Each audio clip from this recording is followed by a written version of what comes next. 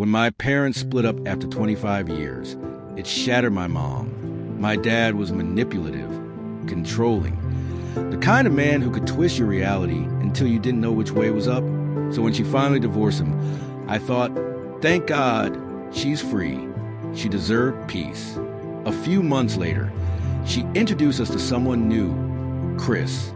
He was tall, easygoing, had that funny guy energy that made people feel at ease. Mom's eyes lit up again when she talked about him. That's all I needed to see. There was one thing, though. He was a former inmate, a DUI charge. Mom worked as a corrections officer. So yeah, it was strange, but she said he'd changed. And honestly, I didn't want to question her happiness. So my siblings and I, me, my brother, and my sister, moved in with them. At first, it was good. We laughed together, watched movies, even played video games late at night. It almost felt like a second chance for our family. But then, 2017 happened, the disappearance.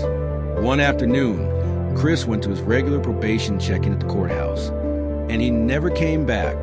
Hours passed. Mom called everyone she could think of. The courthouse, his job. Nothing. Then the phone rang. It was Chris, calling from Texas. Apparently, when he showed up for probation, the FBI ambushed him. Turns out, his family back in Texas was neck-deep in drug and gang activity. Chris had been in the wrong car, at the wrong time, during a drug handoff. He was implicated, arrested, and somehow managed to cut a deal, testifying against his family in exchange for a reduced sentence. Mom was devastated, but she believed in second chances. She spent a year on phone calls, letters, late-night crying sessions, waiting for him to come home. When he finally got out, his old boss at Dairy Queen even gave him his manager job back. It was supposed to be a new beginning. It wasn't. The drinking. The first sign was the beer cans. Half a 24-pack gone in a night. Then came the slurred words, the glassy eyes, the bitterness. Chris became a mean drunk, the kind who picked fights for sport.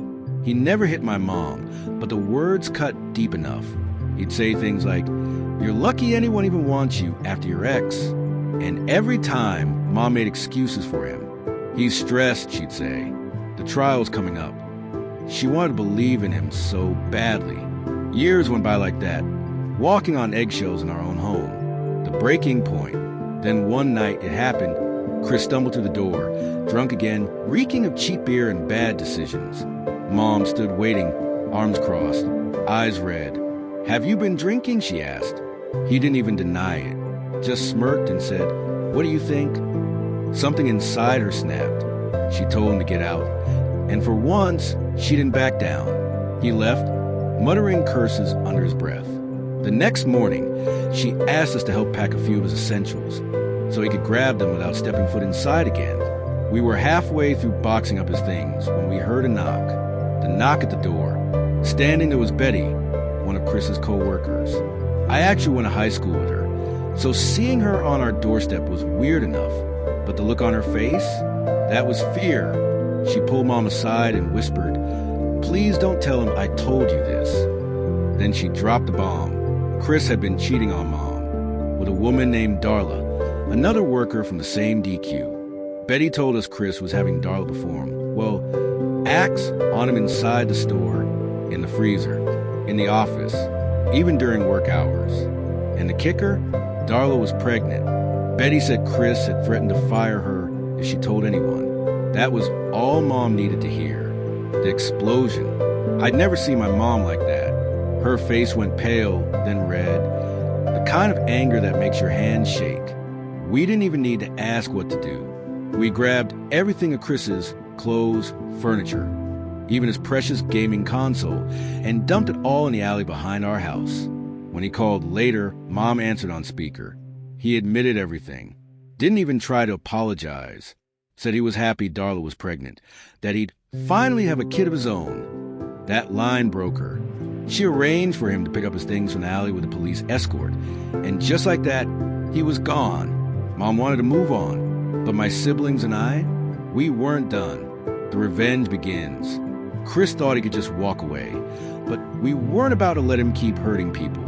Step one, his job. We called his boss, the actual owner of the DQ franchise. We told him everything. The affair, the sexual act happening on site, the threats to his employees. Within days, Chris was fired and banned from every DQ in the region. And get this, Betty, the whistleblower, she got his job. Talk about poetic justice. Chris had no job, no home, and a pregnant mistress in another town. He moved in with Darla and somehow landed another manager job at a DQ an hour away. So we called that owner, too. It took a few weeks, but once the truth came out, he lost that job as well. We thought that'd be the end of it, but Chris couldn't let go. The stalking. A few months later, Mom started noticing a familiar car circling the neighborhood. Darla's car. Chris behind the wheel. He didn't even have a driver's license. It was revoked from his DUI. And yet there he was, driving around drunk, probably trying to intimidate Mom.